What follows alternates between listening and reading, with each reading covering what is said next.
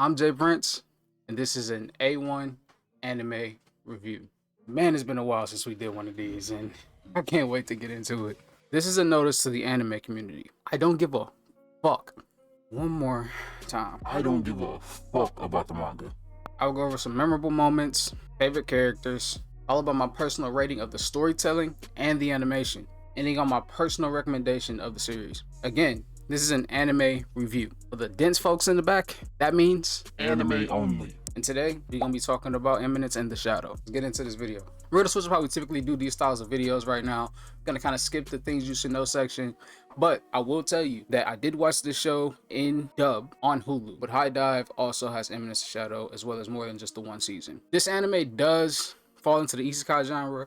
It is isekai heaven this year. Solo Leveling being one of the top isekai animes. Killing it right now. I've got the manga back here. Yeah, it's isekai heaven. And as a fan of the Bleach series, I'm just excited isekai is actually going crazy right now. Let's get into the plot. I am Atomic. This series, Eminence in the Shadow, follows a vigilante who once wandered the night streets beating up motorcycle club members, gang members.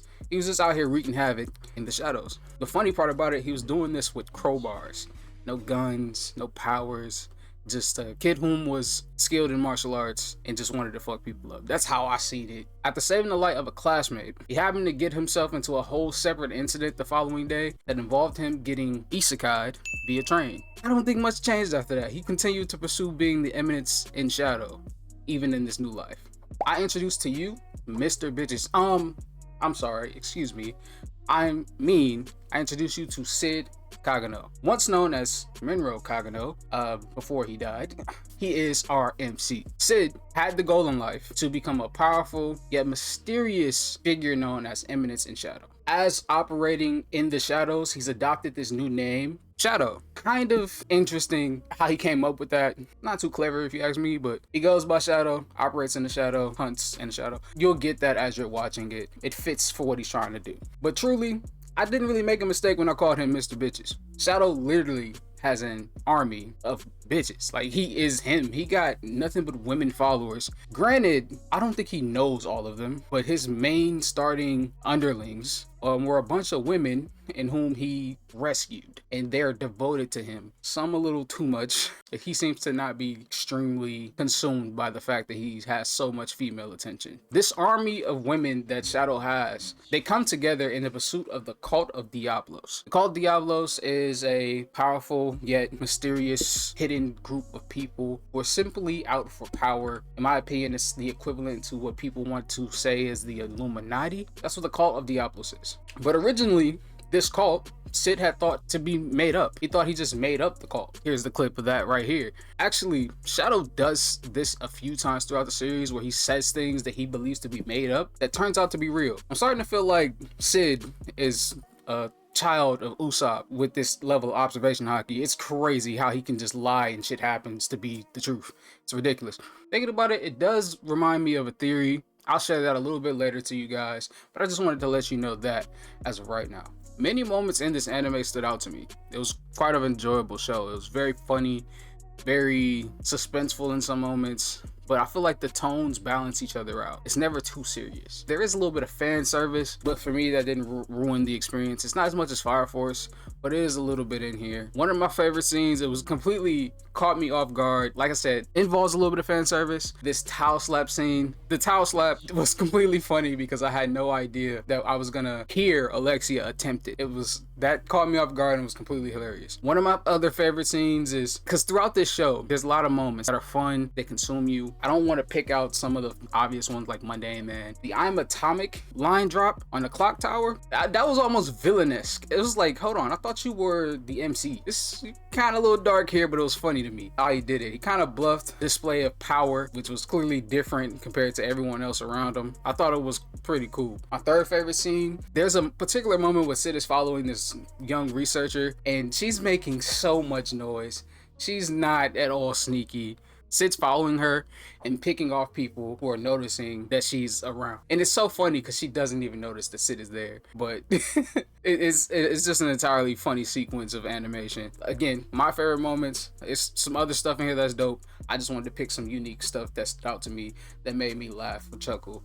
and those were 3 of the many other things that was in this anime. So to give you a quick summary of this show, it's another OP main character story, but it's done in a pretty solid way if you ask me. Our MC wants nothing but to be unacknowledged and remain as a background character, at least during the daytime, that is. At night, Shadow comes out to hunt, and that's where it becomes a little bit more action-packed and intense. While this does split the plot kind of in two, they do entangle, and sometimes you kind of think, is this guy gonna get caught, or there's people really falling for this background character thing?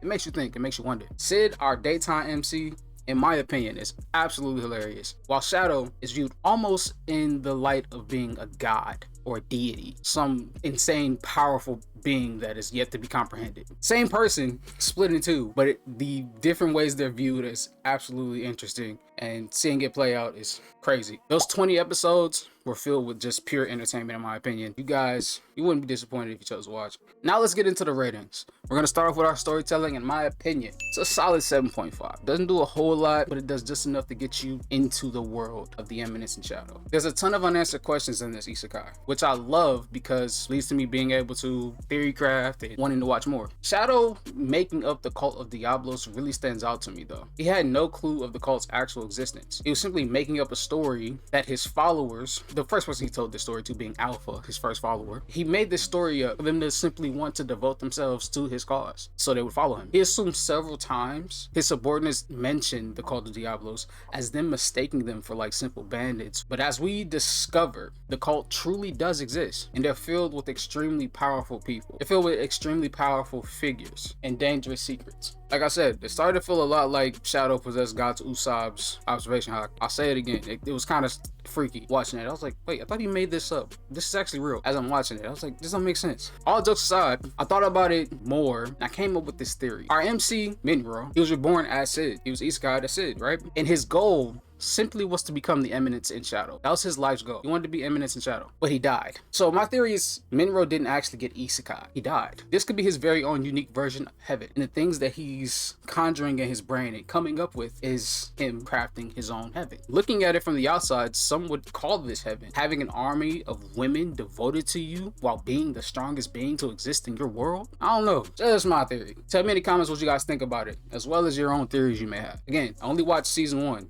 Not in season 2. But that's just something that kind of stood out to me. Let me rate the animation. It's a solid 4 out of 5. It's kind of high for maybe the amount of action that's in it. I feel like the comedic moments in the show are displayed very well, right along with the action. They work together amazingly. That's why I rate the animation 4 out of 5. Leading to our recommendation, and this is where we basically end off the video, you guys. If you haven't realized by now, I'm gonna recommend you pick this anime up if you are a fan of isekai or want to see a different take on overpowered MCs. So again, I recommend you pick this up. It is 20 episodes, sub and dubbed. I found on Hulu. It is also on High Dive. I haven't used High Dive, so I can't really recommend it, but I know it has more seasons on there. That concludes this A1 anime review. Honestly, it's been a little minute since we did one of these, and I'm glad we're starting it out with this series here. Got a few more coming for you though. If you found this video entertaining in any way, please like this video. Please, it'll help me in the algorithm so much. It's gonna send me in my face to other people so they can come and interact with these ridiculous theories, as well as put them on to animes they probably didn't even want to watch. Appreciate a like of that video. Please subscribe if you are new and want to see future content. Both of these things, subscribing and liking, is going to help push me in the algorithm. It's going to help new people find me. It's going to help us grow, and it's going to help A1 Nation be great. By the way, I have not told you guys the name of my community. It is A1 Nation. I just didn't want to say it because it's not a lot of us yet, but it's been a community name I've had for such a long time. A1 being authentic individual, authentic one, because there's no copy of who you are. So that's what it all represents. And I appreciate everybody who comes and supports. And I would greatly love if you all help to grow the community by hitting that sub button and that like button. Comment down below any more animes you would like me to watch or cover that I haven't covered. I have a list of things that I'm going to do, but if it's some things you guys want my opinion on and you really enjoy, let me know. I try to push it up the list and get a video out for you guys as soon as I can. With that being said, more videos under production. I'm Zay Prince again, for those who do not know, and I am out. Y'all have a great day.